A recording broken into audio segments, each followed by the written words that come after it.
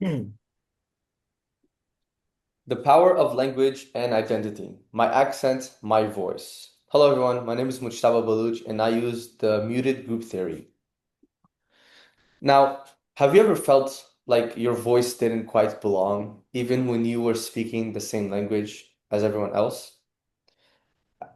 That's how I felt. So I'm from Afghanistan, but I've lived in the United States most of my life. At home, we spoke Turkish and Farsi. In public, I spoke English. Yet, no matter how fluent I was, people would still say things like, "Wow, your English is really good."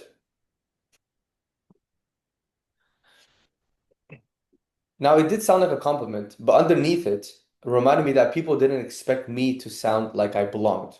To understand this, I turned to muted group theory, developed by Cherish Kamiria. This theory explains how dominant social groups like white English-speaking Americans control how language works in society.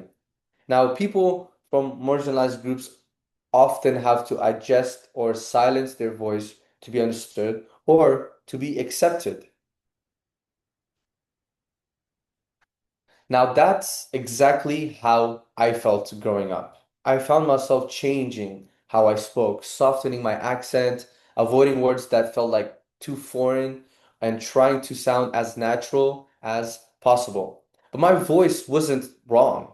It just didn't match what society saw as a norm.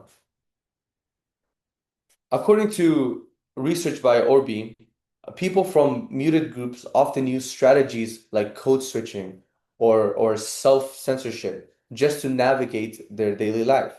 Now, I didn't realize it then, but I was constantly editing myself to avoid being seen as others. So, what can we do to change this? First, we need to educate people about linguistic bias so they understand that accents or choices or word choices aren't a lack of intelligence or professionalism. Second, we need we need to promote spaces, especially in schools and workplaces, where multilingualism and diverse voices are respected. Third, we need better media representation of how real people speak, not that no one feels like they need to hide where they come from. So, according to Cameron in 1995, language isn't just communication, it's power. And when only some voices are heard, others are pushed aside.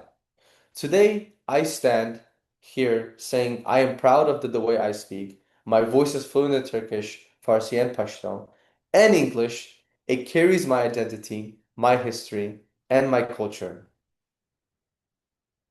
So let's choose to listen to all voices because language should be a bridge, not a barrier. Thank you.